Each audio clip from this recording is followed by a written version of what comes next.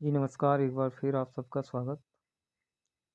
आज डिस्कस करने वाले हैं इफ़को एजीटी के बारे में, जिसका नोटिफ़िकेशन आउट हो चुका है और सभी पॉइंट्स से बात करने वाले हैं। सारे डाउट क्लियर हो जाएंगे जो कि नोटिफ़िकेशन में दिए हुए हैं। तो स्टार्ट करते हैं बिना देरी के। सबसे पहला पॉइंट आता है कि हमारा जो नोटिफ़िकेशन है वो किसके लिए है और कहाँ से ये रिलीज़ हुआ है। तो इफ़को के द्वारा ये नोटिफ़िकेशन रिलीज़ हुआ है, जो कि अपना Indian farmer fertiliser cooperative limited के थ्रू आया है। अपना पोस्ट है वो agriculture graduate training means AGT के लिए आया है। क्वालिफ़िकेशंस के बारे में बात करने वाले हैं। तो क्वालिफ़िकेशन में आपका एग्रीकल्चर स्टूडेंट के लिए मेनली ये रिलीज़ हुआ है, ओनली फॉर एग्रीकल्चर।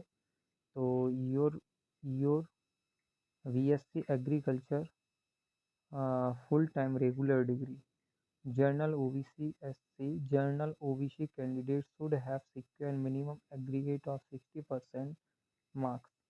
मतलब आप जर्नल और ओबीसी कैटेगरी से हो तो 60% मार्क्स होना चाहिए।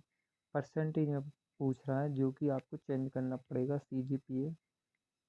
सीजीपीए में जनरली आजकल रिजल्ट आता है बीएससी एग्रीकल्चर का सेमेस्टर का, तो परसेंटेज में देखना होगा जो कि पूरी डिग्री का एग्रीगेट होना चाहिए 60%, नॉट टू वन सब्जेक्ट और वन सेमेस्टर। और नेक्स्ट दिया है कि SC/ST candidate should have secure minimum of 55%। तो SC/ST के लिए है 55%, ओबीसी और जनरल के लिए दिया है वो दिया 60%। और BSc agriculture degree those candidate who have CGPA score in BSc agriculture degree should convert into percentage while filling the application form. तो जब भी आप इसका फॉर्म फिल करोगे उस टाइम आपको एक देखना है कि हमारा रिजल्ट सीजीपीए में अपलोड नहीं करना है, कन्वर्ट इनटू परसेंटेज में चेंज कर लेना है। Candidate should who have passed BSc agriculture degree in year 2022 after their can be apply. तो वो इसके लिए अप्लाई कर सकते हैं जिनका ग्रेजुएशन 2022, 23, 24 और 25 चल रहा है। तो 25 मार्च तक अगर आपका कंप्लीट हो चुका है तो आप एलिजिबल हो।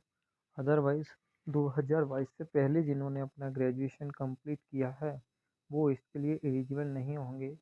इसके अलावा जिन्होंने अब मान लीजिए 2025 जून जुलाई में करेंगे तो वो भी इसके लिए एलिजिबल नहीं होने वाले हैं, क्योंकि इन्होंने ऐसा कुछ मेंशन नहीं किया है।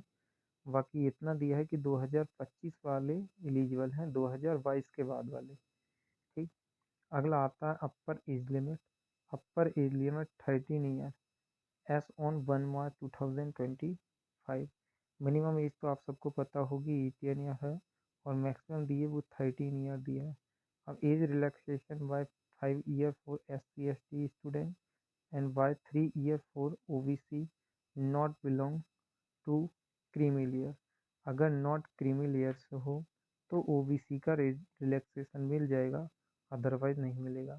और जो जर्नल के लिए है वो है अपनी 18 to 13।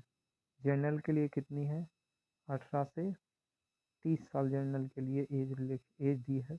बाकी 3 साल का और उनके लिए एज रिलैक्सेशन अलग से है। आशा करूँगा आया होगा समझ। लोकेशन की बात करें कि लोकेशन कहाँ मिलने वाली है, means after the selection posting कहाँ होगी। तो field official location overall India cooperative vacancy है, सेंट्रल गवर्नमेंट का, सेंट्रल गवर्नमेंट के अंदर आता है तो ओवरऑल इंडिया होगी। However knowledge of regional language for the concerned state is must.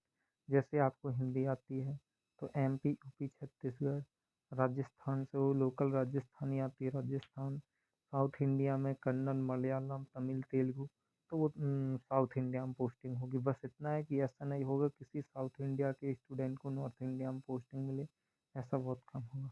ठीक। अगले और पॉइंट्स के बारे में जानेंगे, जिसमें अपना है नॉलेज ऑफ लैंग्वेज और ट्रेनिंग पीरियड, जो कि इम्पोर्टेंट होने वाला है कि नॉलेज ऑफ लैंग्वेज में candidate must be well word with reading, writing, speaking, knowledge of the regional language of state for which application is made। और अगला इन्होंने पॉइंट लिखा है कि knowledge Hindi is desirable, Hindi आना आवश्यक है, बाकी आप जो भी लैंग्वेज आएगी वो आपको प्रेफर की जाएगी जब आपकी पोस्टिंग होगी। ट्रेनिंग पीरियड 1 ईयर का रहने वाला है, 12 महीने का। इसके बाद ट्रेनिंग, हाँ ट्रेनिंग एक 1 ईयर का रहता है जो कि बाउंड्री रहेगा, उसके बारे में डिस्कस करेंगे आगे। कंपेंसेशन S1, इसमें कंपेंसेशन दिया है अपना as per rule of the organisation presently the step is 33 33,300 आपका बेसिक पे होने वाला है, जो कि ट्रेनिंग पीरियड में रहेगा। On success completion of 1 ear training the subject of required of the IFFCO AGT में बी अब्जॉर्ब बेसिक पे इज कितना है 37,000। और उसके बाद अपने जो है स्किल पे पहुंचने के बाद अपना 37 to 70 हो जाएगा। अलाउंस और बेनिफिट्स वो अलग से अगर इसमें होंगे। और इम्पोर्टेंट पॉइंट्स जो बच्चे हैं उनके बारे में देखेंगे, जिसमें अपना है सर्विस बॉन्ड क्या होने वाला है। सर्विस बॉन्ड मेजरली जो इसी में है कॉरपोरेशन, और भी एक दो वैकेंसी उनमें आ जाता है कि on appointment the trainee belong to general OBC OBC general category should be required of the furnish a service bond at 80,000, and in case of OBC, in case of SC ST category 20,000। तो अगर आप जो service period minimum period of 3 years, अगर 3 साल पहले आप इस job को छोड़ते हो तो आपको 80,000 का बॉन्ड देना पड़ेगा ओबीसी और जनरल के लिए। SC ST कैटेगरी को तो 20,000 देना होगा। सिलेक्शन प्रोसीजर के बारे में देखेंगे तो सिलेक्शन प्रोसीजर जो दिया है अपना, eligible candidate will be required to press the preliminary computer based exam, one liner test open environment by using their own resource. तो इसमें प्रीलिमिनरी एग्ज़ाम होगा जो कि आपका ओपन इन्वायरमेंटल होगा। आप इसको अपने घर से और पर्सनल पीसी लैपटॉप से देख सकते हो। और ये ओपन इन्वायरमेंट होता है, बहुत कम टाइम मिलता है, बहुत एक्यूरेसी और स्पीड मैनेजमेंट के लिए वहाँ को चाहिए। और दूसरा होता है मेन एग्ज़ाम, जिसमें इन्होंने कुछ सेंटर बताए हुए हैं कि the candidate short list based on the preference in preliminary और one line test should be called as final one line test of the control environment in the desirable center as Ahmedabad, Bengaluru, Delhi, Karnataka, Chennai, Guwahati, Patna, Raipur, Surat और एक कुछ जबलपुर, भोपाल, बहुत सारे सेंटर ओवरऑल इंडिया दिए हैं। जो आपका पास में पड़े उसको आपको चॉइस फिल करना है और वहाँ आपको सेकंड एग्ज़ाम देना है जिसको हम मेन एग्ज़ाम कहेंगे। ये सारे एग्ज़ाम होने के बाद आपका होगा मेडिकल। और मेडिकल में होना क्या है आपका, मेडिकल में medical examination candidate short listed after personal interview will be medically examination as per IFFCO medical standard before the final selection. तो प्राइमरी अपना ओवर सिलेक्शन प्रोसीजर में प्राइमरी एग्ज़ाम होगा वो ओपन इन्वायरमेंट होगा। सेकंड होगा आपका वो किसी सेंटर पे होगा जो हमने सेंटर अभी देखे थे। और तीसरा होता है उसमें इंटरव्यू जो ज़्यादातर दिल्ली आता है। और मेडिकल एग्जामिनेशन होगा इन तीनों प्रोसेस के बाद में।